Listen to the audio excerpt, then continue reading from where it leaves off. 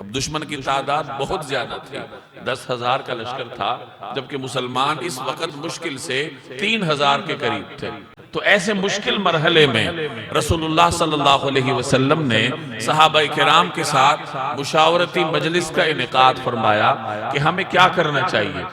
Medina Munawwara की जुग्राफियाई सूरत हाल ये थी कि मदीना मुनव्वरा में 3 तरफ से लश्कर का दाखिला मुमकिन नहीं था, क्योंकि या तो हर्रे के मैदान थे जिसमें लावे के पहाड़ होते थे और संगरेज चट्टानें थी जिनको पार करना किसी फौज के लिए, उनकी सवारियों के लिए मुमकिन नहीं था, और या फिर बागात का सिलसिला था, मकानात का सिलसिला था।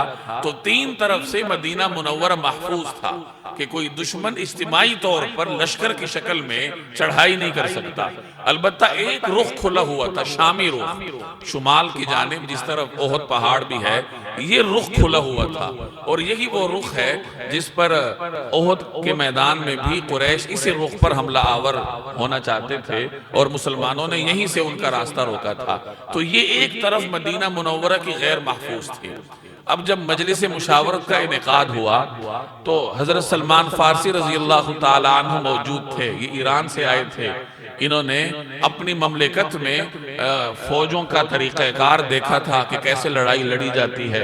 इनके इलाके में खंदक का रिवाज था कि अगर दुश्मन की तादाद ज्यादा हो तो अपनी हिफाजत के लिए खंदक खोदते थे। तो हजरत सलमान फारसी रजी अल्लाह तआला अन्हु ने उस मजलिस में ये मशवरा दिया कि हमारे यहाँ ये फौजी हिकमत अमली होती है ऐसे हालात के लिए कि हम खंदकें खोद कर महफूज हो जाया करते थे। मुसलमानों को रसूलुल्लाह सल्लल्लाहु अलैहि वसल्लम को ये राय पसंद आई, चुनाचे इस पर अमल करने का फैसला कर लिया गया कि दुश्मन की फौजें रवाना हो चुकी हैं, अब उन्हें मदीना मुनव्वरा पहुंचने में हफ्ता या इससे ज्यादा दिन दरकार थे। तो इतने दिनों में मुसलमानों ने खंदक खोदने का फैसला किया कि जो एक तरफ खुली हुई है, कोई 3.5 मील का फासला था, इस पर खंदक खोद दी जाए ताकि यहाँ से दुश्मन की फौज खंदक को पार न कर सके। तो इस तरीके से मदीना मुनव्वरा महफूज हो जाएगा और एक किले की शक्ल इख्तियार कर लेगा। रसूलुल्लाह सल्लल्लाहु अलैहि वसल्लम अपने 3,000 सहाबा के साथ निकले खंदक खोदने के लिए। अब 3.5 मील लंबाई थी, इस लंबाई में खंदक खोदनी थी।